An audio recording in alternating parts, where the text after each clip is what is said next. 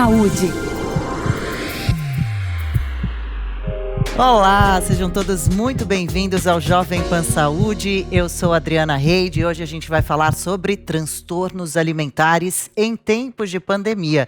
Durante a quarentena, especialistas viram aumentar significativamente o número de pessoas com depressão, ansiedade e nesse contexto é imprescindível falar também sobre distúrbios alimentares. O ser humano tem uma relação emocional com a comida, a gente vai entender melhor sobre isso e o cenário da Covid-19 durante todo esse período de isolamento social trouxe muita incerteza para todos, provocando uma onda de transtornos diversos por todo o país.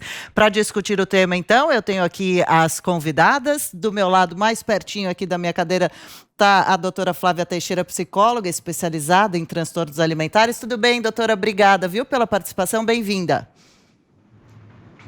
Olá, tudo bem, Adriane? Muito obrigada pelo convite. Foi uma honra participar aqui com vocês. Imagina, nós que agradecemos. Com a gente também a doutora Marcela Cotati, nutricionista do programa de transtornos alimentares, o Ambulim, do HCFM USP. Tudo bem, doutora? Também obrigada pelo seu tempo conosco.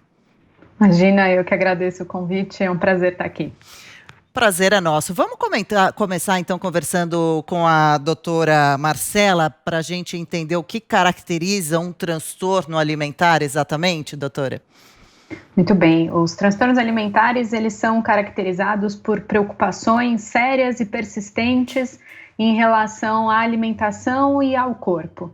Existem 3 transtornos alimentares mais comuns. A gente tem a anorexia nervosa, a bulimia nervosa e o transtorno de compulsão alimentar.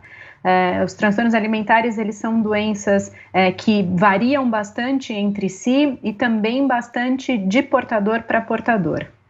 Perfeito. Às vezes a doença pode chegar até disfarçadamente, né? Deixa eu perguntar para a doutora Flávia também, quais são esses principais transtornos alimentares que principalmente atingem os brasileiros, vamos falar sobre eles, que podem caracterizar já um quadro de doença. A gente ouve muito falar de anorexia, bulimia, como funcionam essas doenças? Sim, como a Marcela falou, os que mais chegam até nós, né, os que são mais conhecidos, a anorexia nervosa, a bulimia nervosa e a compulsão alimentar, né? Na minha experiência clínica, o que mais chega para mim é a transtorno da compulsão alimentar, né? Mas a gente sabe que é recorrente e aumenta cada vez mais a quantidade de pessoas acometidas pela anorexia nervosa e a bulimia nervosa, mas esses são mais difíceis de chegar até o consultório, o meu consultório, né, particularmente. Às vezes até pelas próprias características da doença, são tipos de doenças que, se eu não me engano, o paciente tenta esconder bastante, né? Ele tem toda essa preocupação.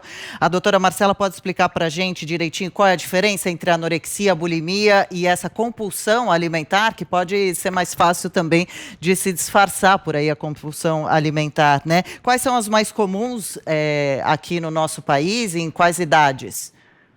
De fato, a prevalência do transtorno de compulsão alimentar ela é maior na população do que a anorexia nervosa e a bulimia nervosa, né? Mas numa sequência, né, elencando aí por porcentagem de prevalência, a gente tem ainda a bulimia nervosa mais prevalente na população do que a anorexia nervosa.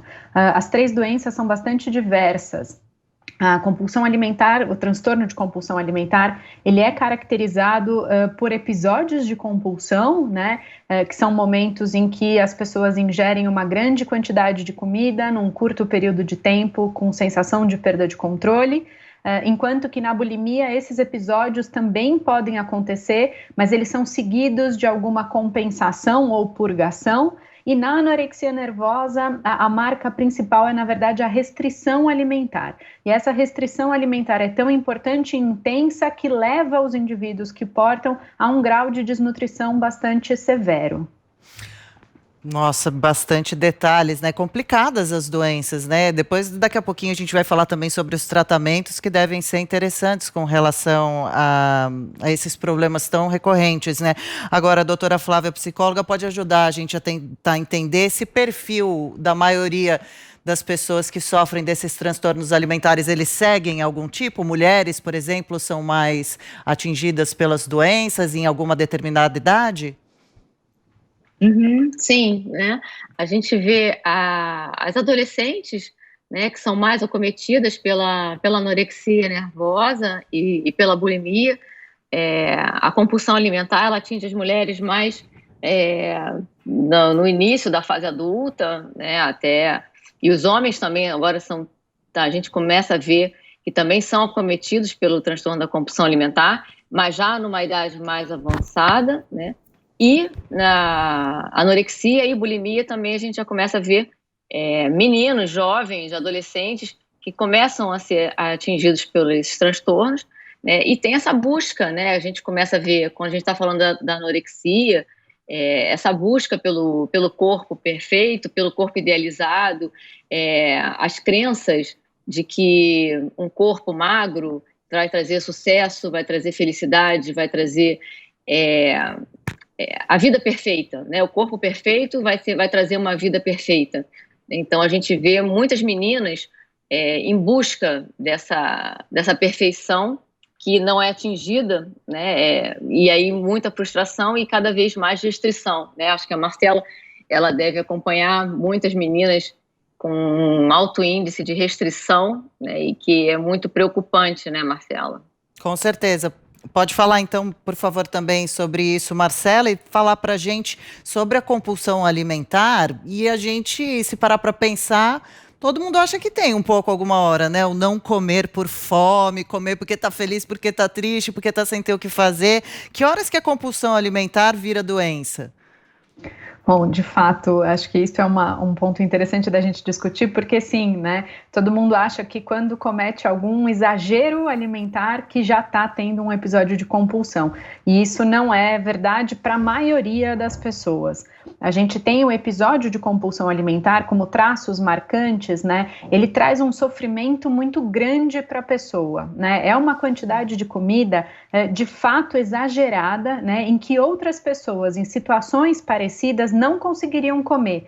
Então, muita gente fala, eu tive uma compulsão porque eu comi 2 pedaços de bolo, né? Os episódios de compulsão de verdade, os episódios, eles são muito maiores, né? E muitas vezes a gente tem relatos de pacientes que comem vários bolos, né? Esse comer é bastante voraz, né? Essa sensação de descontrole é algo muito marcante para o critério do episódio de compulsão alimentar. Então, é muito importante a gente, de fato, desmistificar, né, que o episódio de exagero alimentar, ele é comum e ele não necessariamente é um comportamento adoecido como o episódio de compulsão alimentar. Obviamente, a gente deve também ficar atento se esses episódios de exagero, se eles acontecem com uma grande frequência, se eles não estão adequados ao contexto e se, eventualmente, eles também trazem sofrimento para quem os faz. Interessante. Agora, doutora Flávia, a gente está percebendo aí que o psicológico está demais ligado, né, com as doenças de transtornos alimentares. Até que ponto a mente, as ideias, os pensamentos estão ligados, o psicológico, a esses transtornos que trazem tanto prejuízo ao corpo?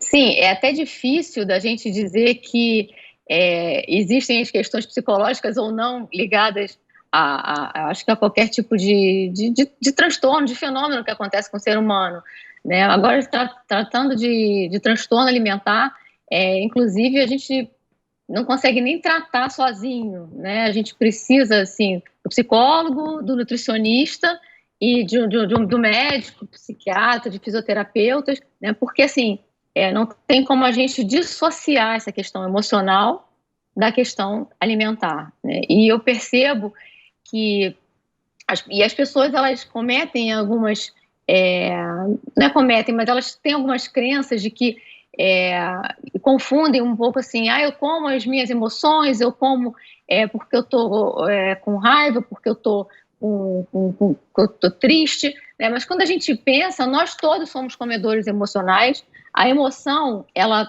está presente, né, quando nós comemos, quando nós nos alimentamos e quando nós pensamos em comer. E a questão é o que faz com que a gente coma em demasia, né, o que faz com que a gente queira restringir drasticamente a nossa alimentação, né? Então, assim, quando a gente fala de questões emocionais ligadas à alimentação, é a gente tentar entender, né, o que está levando, quais emoções são essas que a gente não consegue lidar no dia a dia, na vida da gente, e que a gente acaba chegando na comida como um foco, né, de compensar alguma coisa, ou de alegria, uma fuga. E se a gente for pensar, eu trabalho muito com pacientes de compulsão, quando a gente está tratando dessa questão do descontrole alimentar e de não conseguir, né, o quanto que essa pessoa se distrai quando ela está comendo, e aí ela não entra em contato com algumas angústias, com algumas ansiedades, com algumas preocupações que estão difíceis de lidar, né? Então, esse comer, né, de alguma forma distrai a pessoa desses sentimentos angustiantes, né? Acaba escondendo, tentando esquecer um pouco esse pensamento desagradável, esse sentimento, essa sensação. Tem gente que dizem que foge para drogas, para álcool, que é um tipo de droga também, ou pode ser para jogo, e às vezes então para comida também é. Sim. Interessante, hein? É legal observar, né? Quer concluir, doutora? E agora, nesse período da pandemia, né, que a gente ficou mais em casa, e então, assim, percebido que as pessoas que têm, né, essa tendência, né, que tem essa questão dos impulsos, da impulsividade, né, então, foi um momento mais propício para gatilhos de impulsão, né, de compulsões, né, tanto alimentar quanto para jogos, para compras, enfim, como você estava dizendo. Isso ficou ainda mais bem claro, né, nesse período. Sim. Doutora Marcela, então como que a gente poderia observar a nossa própria alimentação, ou de repente a de um filho, por exemplo, para saber que essa alimentação está dentro do normal? Ainda mais lembrando que adolescentes podem estar se escondendo no banheiro, no quarto, fora de casa, para cometer esses gestos que são típicos das doenças. A primeira coisa que eu acho que é fundamental é, se você desconfia que o seu filho está com alguma questão, algum problema alimentar, acho que o primeiro passo é agir com bastante delicadeza e gentileza, porque todo transtorno alimentar ele vem de uma dor e de um sofrimento muito grande. Então, observar como o comportamento do filho ele está, né, no momento das refeições, se existe uma preocupação exagerada com o peso ou com a qualidade da alimentação, além de alterações bruscas de peso, né? Isso é algo que a gente consegue notar em pessoas do nosso convívio se estão adoecidas. E quando você fala sobre a nossa própria alimentação, né, o que é ideal é que a gente entenda quais são os nossos motivadores para comer, né? Então, desde os físicos, quando a gente entende estar com fome, então comer, até os outros motivadores que não são físicos, como a disponibilidade de comida ou um desejo verdadeiro de comer algo, ou, como a gente estava falando anteriormente, o comer emocional, né? Que é esse muito característico dos episódios de descontrole alimentar. Mas é muito importante entender qual é o motivo para a gente comer e respeitar os sinais internos aí, tanto de fome quanto de saciedade. Perfeito, certíssimo. Agora, doutora Flávia, também sinais de comportamento? Claro que a doutora Marcela citou alguns também, não só os do fato da refeição mesmo, da hora da mesa, da hora de comer. Alguns sinais comportamentais devem ser observados, também já vão dando a dica de que algo estranho pode estar acontecendo no comecinho do desenvolvimento de um transtorno alimentar? Sim, a gente percebe, né, a gente falando assim, ela estava falando dos filhos, né, a gente começa a perceber em casa algumas mudanças, né, no comportamento, né, de uma adolescente, por exemplo, que às vezes evita sentar à mesa com a família, né, que está muito preocupada com o que vai comer, com a contagem de calorias, né, e pensando que isso não posso comer, né, e eu acho que evitando muito esse contato com a comida, né, eu percebo que muitas pessoas que são acometidas pelo transtorno da anorexia, muitas delas, elas gostam de cozinhar, né, porque no momento que elas estão cozinhando, elas estão fazendo a comida, estão controlando a forma como é feita essa comida, né, então ela sabe exatamente a quantidade de óleo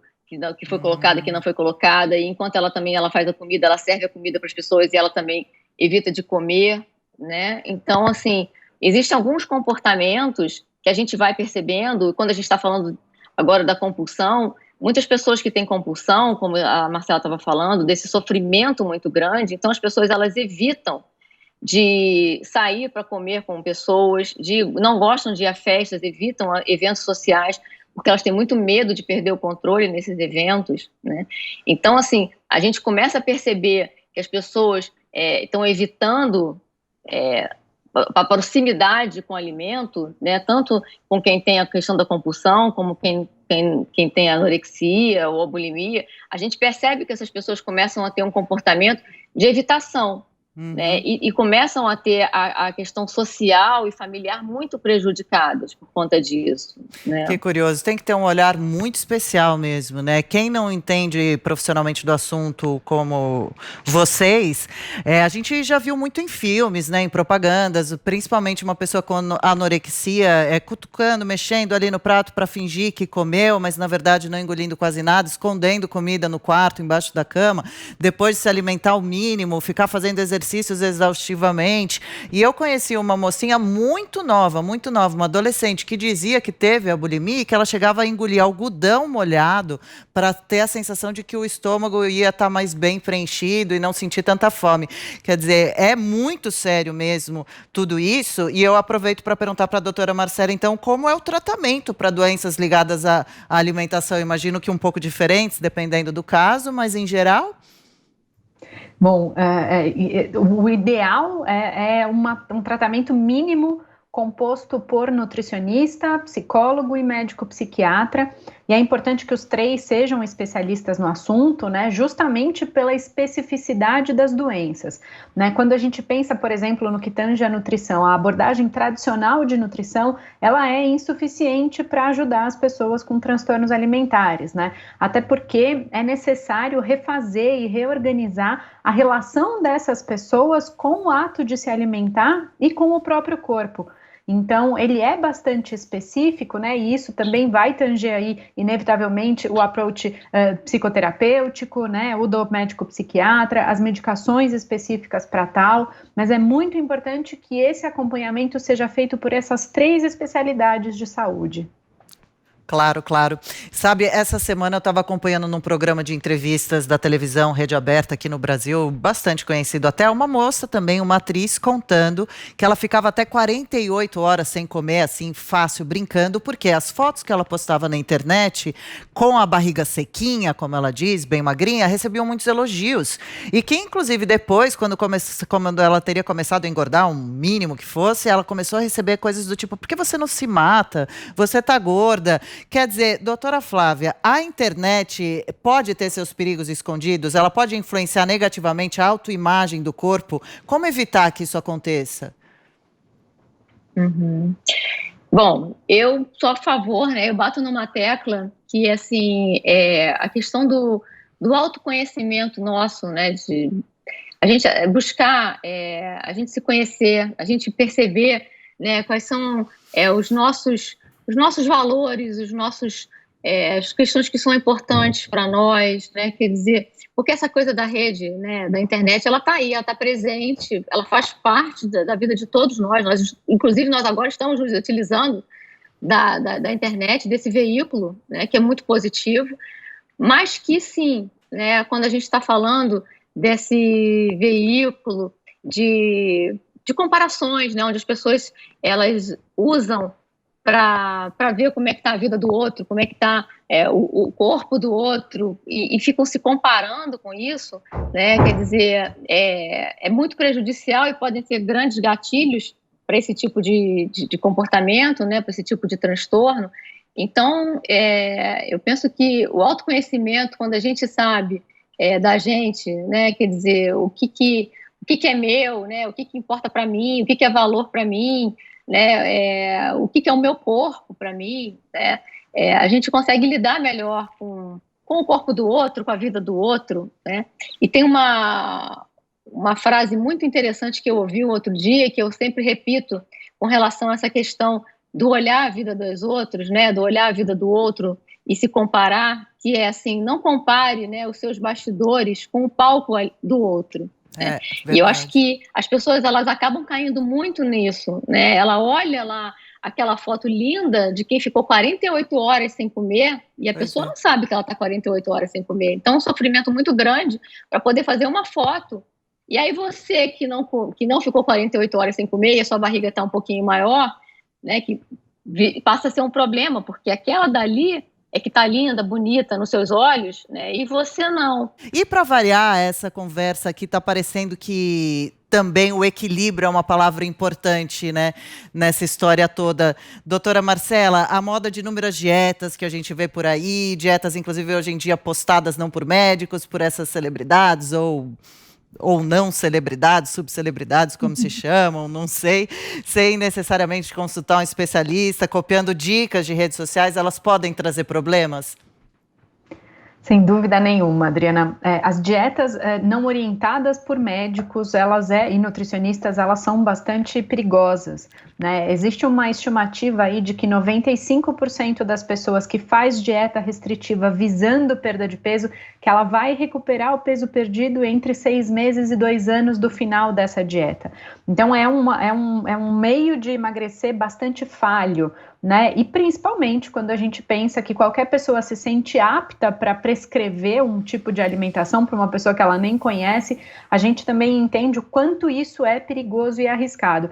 Acho que vale eu também colocar alguns dados de que todo transtorno alimentar, como a gente estava falando sobre isso anteriormente, ele tem na sua história o início por uma dieta, né? Então fazer uma dieta moderada aumenta em 5 vezes o risco de um indivíduo desenvolver um transtorno alimentar. E quando a gente pensa em dietas restritivas, esse risco para o desenvolvimento de anorexia, bulimia ou episódios de compulsão alimentar e transtorno de compulsão alimentar sobe em 18 vezes.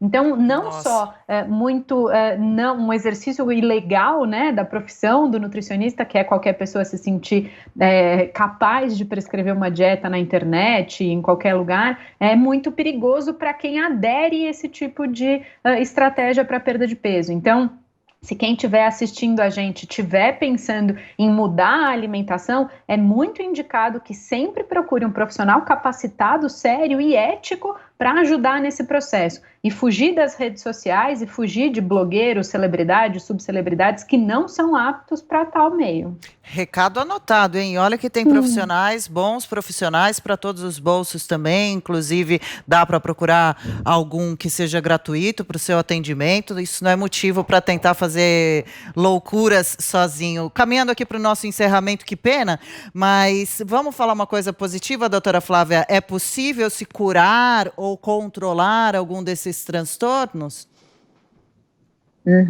Sim, a boa notícia é que sim. Por isso que existe, né, o Ambulim, lá onde a Marcela trabalha, onde ela é responsável lá, nutricionista, né, onde eu fiz meu curso, né, que assim é onde a gente aprende tantas coisas, né, inclusive eu saía do Rio toda semana, ia para o Ambulim para aprender, né, como lidar com essas questões, com esses transtornos. Eu comecei a ter muita demanda profissional para trabalhar, né, para ir em escolas, para fazer palestras, para falar com adolescentes, com pais, né, e muitas nutricionistas me procurando, pedindo ajuda, professores de educação física, e eu vi que, embora eu tivesse muita experiência, né, clínica de atendimento de muito tempo, eu precisava de entender mais sobre o transtorno alimentar, né?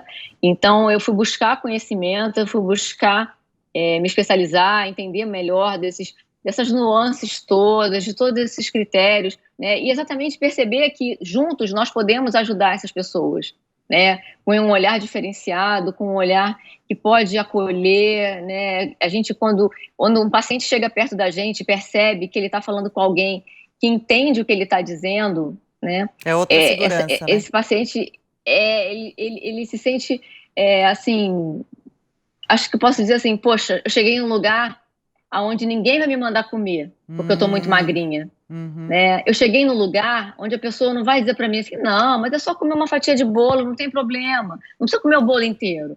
né? E a gente entende que não é assim. A gente entende que tem outras questões por trás disso tudo, né? Então, a gente fazendo um trabalho, fazendo um acompanhamento com profissionais que são aptos, né? Profissionais que têm entendimento, e a gente pode, sim, né, conseguir a remissão dos transtornos, a gente pode conseguir ajudar essas pessoas a terem uma relação melhor com a comida, com o seu corpo, né, a entender o seu funcionamento e qual é o significado de tudo isso para a vida dessa pessoa e o que ela quer fazer com todas essas questões da vida dela, né? Então, assim, eu acho que cada um de nós pode ajudar, né, essas pessoas, né?